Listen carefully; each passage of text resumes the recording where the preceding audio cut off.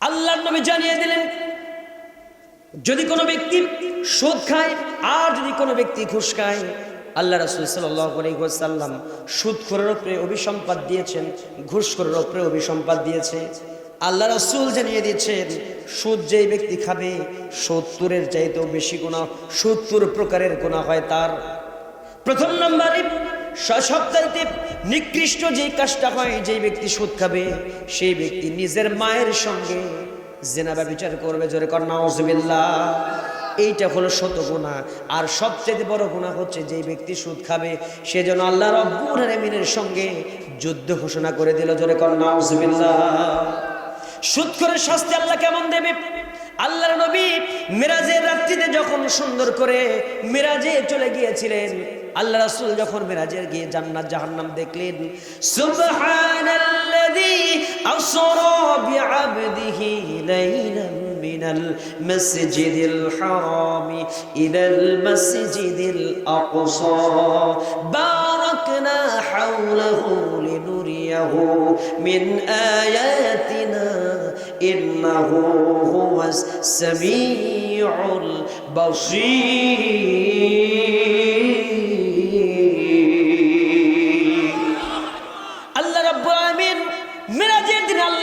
নিয়ে গেলেন মিরাজের রাত্রিতে আল্লাহ রাসূলকে জান্নাত এবং জাহান্নাম যখন প্রদক্ষিণ করালেন, দেখালেন জাহান্নামের ভিতরে আল্লাহ নবী দেখতে পেলেন এমন কিছু ব্যক্তিকে যাদেরকে রক্তের নদীর ভিতরে চুবিয়ে চুবিয়ে রক্ত খাওয়ানো হচ্ছে। রক্তের নদীর ভিতরে চুবায় চুবায় রক্ত খাওয়ানো হয়। রক্ত খাইতে খাইতে শরীরটা ফুলে যায়, পেটটা ফুলে যায়, হামাগুড়ি দিয়ে নদীর ভিতরে সাঁতার কাটতে কাটতে আবার যখন কিনারায় চলে আসে, আল্লাহ রাব্বুল আলামিন একজন ফেরেশতা নিযুক্ত করে দিয়েছেন। ওই ফেরেশতা সেই জায়গায় তার কাছে পাথর আছে কিছু, ওই পাথরটা দিয়ে তার মুখের মধ্যে যখন আঘাত করে, ওই ব্যক্তি যেই সুদ খায় সুদখোর ব্যক্তিটা আবার ওই জায়গা থেকে আবার সে রক্তের নদীর মধ্যে হাবুডুবু খায়। রক্তের নদীর মধ্যে যখন হাবুডুবু খায়, এই দৃশ্য যখন দেখতে পেয়েছেন আল্লাহ রাসূল সাল্লাল্লাহু আলাইহি ওয়াসাল্লাম তখন প্রশ্ন করলেন এই ব্যক্তিকে।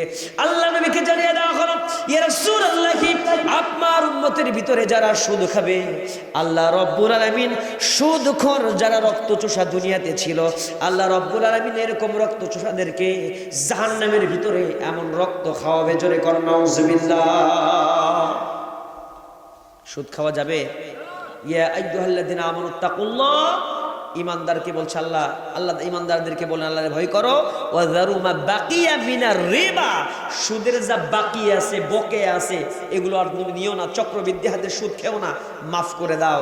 ইন কুনতুম মুমিনিন, যদি তুমি নিজেকে ঈমানদার দাবি করো।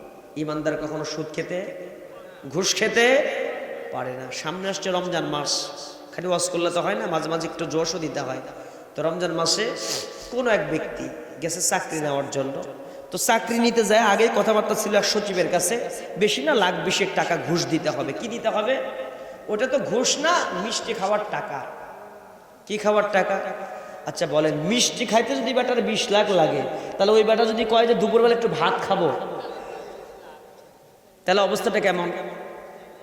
তাহলে 1 কোটি 1.5 কোটি অবস্থা। কথা কয় না? কারণ আমাদের দেশে এখন তো এক লাইটের দাম 45,000। কথা কয় না? একটা ওই যে উঠাইতে, ওই যে কুষ্টিয়াতে পারমাণবিক বিদ্যুৎ কেন্দ্র আছে না আপনার, কি যেন কম্বল তুললো, বালিশ তুললো, বালিশ তুলতে কয়েক হাজার টাকা লাগে। কথা কয় না? শুধু কি তাই, হাসপাতালের যে কাপড় আছে, জানালার পর্দা আছে, তারপর হাসপাতালের বেডের কাপড়, এগুলোর দামও 1 কোটি টাকা। কিভাবে লুটপাট করে খাইছে চিন্তা করা যায়। কথা কয় না কেন? সে লুটপাট যারা করে খায় কি কি শাস্তি হয়, এখন সেগুলো শোনেন। অনেক লম্বা হয়ে যাবে আলোচনা, ওগুলো আমি বলতে পারতেছি না। তবে একটা কথা বলি, শোনেন। হারাম সম্পদ যদি কেউ উপার্জন করে তার কি কি ক্ষতি আছে, ক্ষতির দিকগুলো বলবো। বলবো। আচ্ছা, যদি কোনো ব্যক্তি হারাম খায়, হারাম টাকা যদি সে দান করে, আল্লাহ রাব্বুল আলামিন ওই ব্যক্তির দানটাকে কবুল করবে না। যতই সে 5 লাখ দান করুক, 10 লাখ দান করুক, 1 টাকার সওয়াব পাবে না। বরং সে দান করেছে যার কাছ থেকে টাকা মেরে খেয়েছে, সুদ খেয়েছে, ঘুষ খেয়েছে, অবৈধ ইনকাম করেছে, ওই ব্যক্তির কাছ থেকে নিয়ে আসার কারণে সওয়াবটা পাইলে ওই ব্যক্তি পাবে। আর এই ব্যক্তি দান করেও সওয়াব পাবে না, বরং তার গুনাহ হবে। কি গুনাহ হবে? যে অবৈধ টাকা দান করছে, এই অবৈধ টাকা উপার্জনের জন্য সে শাস্তি পাবে আখেরাতে। দান করার 0% সওয়াব, 1% সওয়াব পাবে না। কি আফসোস। তারপরে শুনেন, হারাম যেই ব্যক্তি খাবে 2 নম্বর তার শাস্তি হবে কি? আল্লাহ রাব্বুল আলামিন দুনিয়াতে তার মনের ভিতরে যে প্রশান্তি আছে, শান্তি আছে, শান্তি নষ্ট করে দেবে।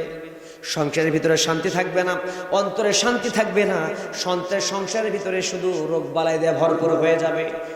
এক ব্যক্তি ঘুষ খায়, এক ব্যক্তি ধরে নেন ঘুষ খাইছে 1 কোটি টাকা, দেখবেন প্রত্যেক মাসে কত কামাই করে 1 কোটি টাকা ঘুষ খায়, সুদ খায়।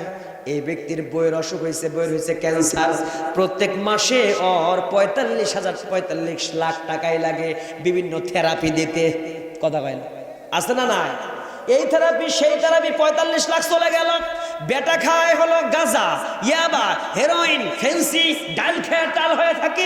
বেটা বলে আমাকে প্রত্যেক মাসে যদি 20 লাখ টাকা করে না দাও তাহলে এটা দেখছো একেবারে বসায় দেব। কথা কয় না, আছে না নাই?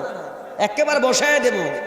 মেয়ে বলে আব্বু আমি কি 10 লাখ দিতে হবে, যদি না দাও তাহলে খবর আছে।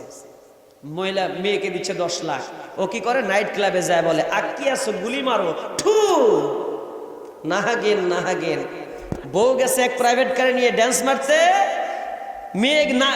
মেয়ে গেছে আরেক ক্লাবে নাচতে, আর ছেলে গেছে ইয়াবা খাইতে। আর ওর বাড়িতে কেউ না, ও একা, কোনো বিচারও করতে পারে না। বিচার করতে গেলে ওর খবর আছে। হারাম খায় যারা, ওদের বউ কথা শোনে না, সন্তান কথা শোনে না, ওর হারাম টাকা উপার্জন করার 4 পয়সার কোনো দাম হয় না। আছে না নাই? যত হারামখোর দেখবেন সমাজে, ওরা শেষ বয়সে প্রচন্ড অসুস্থতার মধ্য দিয়ে দুনিয়া থেকে বিদায় হয়। রোগ বাড়ায় দিয়ে শেষে টাকা, অনেক টাকা চলে যায়, অনেকে তো শেষে নিঃস্ব হয়ে মারা যায়। আছে না নাই?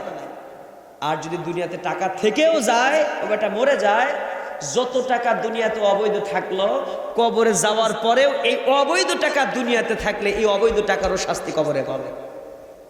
আর যদি কোনো ব্যক্তি হালাল খায়, হালাল টাকা রেখে যায়, হালাল সন্তান রেখে যায়, হালাল টাকা নিজে দান করেছে, দুনিয়া থেকে বিদায় হয়েছে, সন্তান আছে, সন্তানও যদি ওই হালাল টাকা দান করে, ওর উপার্জনের টাকা, কার? ওই বাপের। ওই বাবাও কবরে বসে বসে বরকত পায়, সব পায়। সুবহানাল্লাহ। হালাল টাকার সব কত, দাম কত, আর হারাম খাইলে বাটাম কত। হারামের কি, মরার পরেও বাটাম, জীবিত থাকলেও বাটাম। এখন আপনি কোনটা খাবেন চিন্তা করে দেখেন।